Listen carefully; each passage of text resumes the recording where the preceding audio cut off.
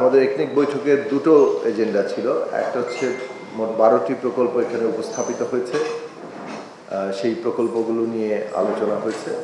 আরেকটি গুরুত্বপূর্ণ এজেন্ডা ছিল আমাদের যে বিগত 18ই মে 2026 আমাদের যে ন্যাশনাল ইকোনমিক কাউন্সিল কিংবা জাতীয় অর্থনৈতিক পরিষদের সভা, মাননীয় প্রধানমন্ত্রী সেখানে 5 বছর মেয়াদী আমাদের যে উন্নয়ন এবং সংস্কারের যে স্ট্র্যাটেজিক ফ্রেমওয়ার্ক কিংবা অর্থনৈতিক কৌশলপত্র, সেটার মোড়ক উন্মোচন হয়েছে। তো প্রথমে আমি প্রকল্পগুলো নিয়ে আলোচনা করি, পরে আমরা কিছুটা এই অর্থনৈতিক কৌশলপত্র নিয়ে কথা বলব। 12টি প্রকল্পের মধ্যে মোট 10টি প্রকল্প অনুমোদিত হয়েছে।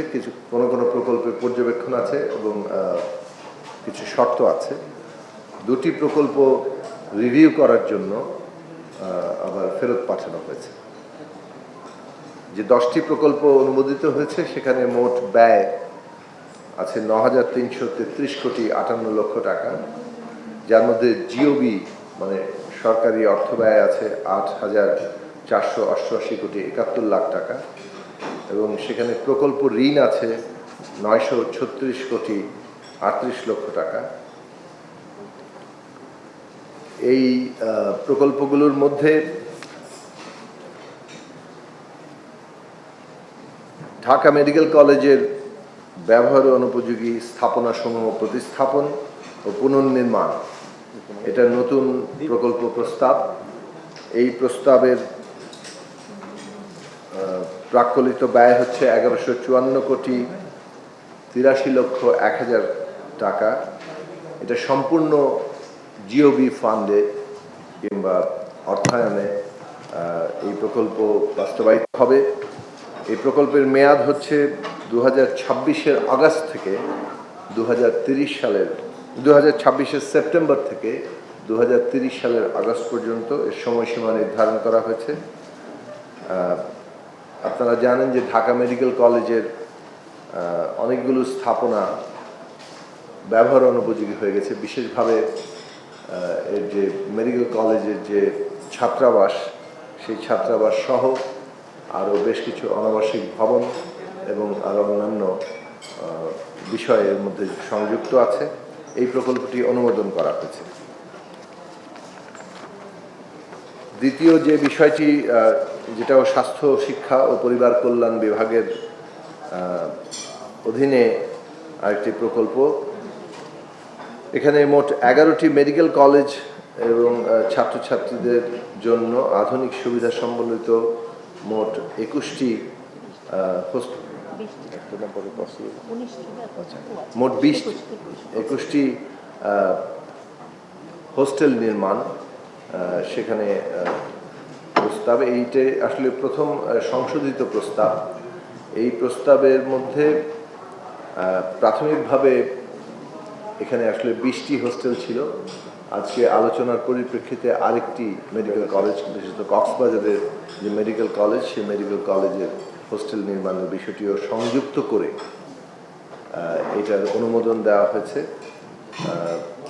সাথে আরও কিছু প্রয়োজনীয় জিনিস, বিশেষত হোস্টেল থেকে দূরত্ব থাকার ফলে কিছু পরিবহনের বিষয় এখানে যুক্ত করা হয়েছে।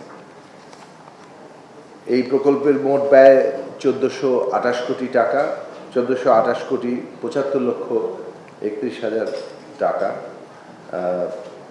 এই প্রকল্পটির প্রথম সংশোধনী প্রস্তাবে কিছুটা ব্যয় বৃদ্ধি পেয়েছিল 1630 কোটি 45 লক্ষ 85 কোটি টাকা।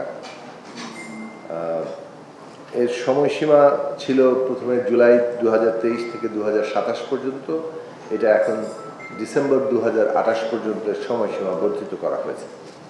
আমি প্রথমে যেগুলো পাশ হয়েছে সেই প্রকল্পগুলো নিয়ে কথা বলি।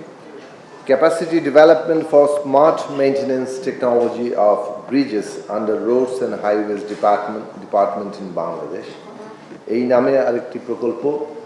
এটা মূলত কোরিয়ান যে প্রতিষ্ঠান, তাদের অনুদানের ভিত্তিতে পরিচালিত হচ্ছে। এটা মূলত 4টা সেতু, বিভিন্ন ধরনের সেতু, তার মধ্যে এই আধুনিক প্রযুক্তি ব্যবহার করে সেগুলোর রক্ষণাবেক্ষণ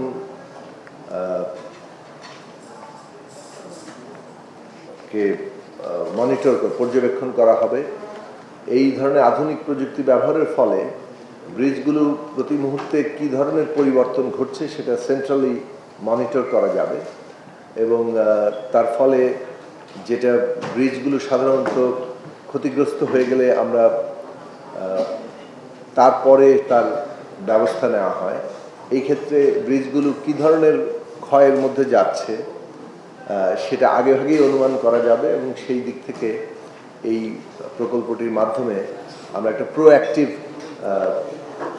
ব্যবস্থা যাকে বলে মেনটেনেন্স, সেই মেনটেনেন্স ব্যবস্থাটা এর মধ্যে দিয়ে নেওয়া যাবে। এই প্রকল্পের মোট খরচ হচ্ছে ১১৫,৭৩,২৫,০০০ টাকা। এর মধ্যে কৈকার অনুদান হচ্ছে ১০৭,৯৭,০০,০০০ টাকা, আর জিওবি ফান্ড থেকে এখানে ৭,৭৬,০২৫ টাকা আছে। তবে এই প্রকল্পের ক্ষেত্রে কিছু পর্যবেক্ষণ এবং প্রস্তাবনা আছে যে যমুনা কিংবা পদ্মা ব্রিজের মতো বৃহৎ ব্রিজগুলো, যেমন কর্ণফুলী ব্রিজ, এইরকম বৃহৎ সেতুগুলোর এই প্রকল্পের আওতায় আনা যায় কিনা সেটা নিয়ে কৈকার সাথে আলোচনা করার প্রস্তাব নিয়ে যমুনা, পদ্মা, কর্ণফুলী এবং টানেলের মতো প্রতিষ্ঠানগুলো যেগুলো আছে, যে স্থাপনাগুলো আছে, এই স্থাপনাগুলো এই প্রকল্পের আওতায় এনে এইটাকে পর্যবেক্ষণ করা যায় কিনা। এমনকি টেকনোলজি ট্রান্সফারের ক্ষেত্রে এখানে পর্যবেক্ষণ দেওয়া হয়েছে যে আমাদের দেশীয় যে প্রকৌশলীরা আছেন তাদেরকে এই প্রকল্পের আওতায় প্রশিক্ষণের মধ্য দিয়ে এটা আমাদের যাতে একটা স্থায়ী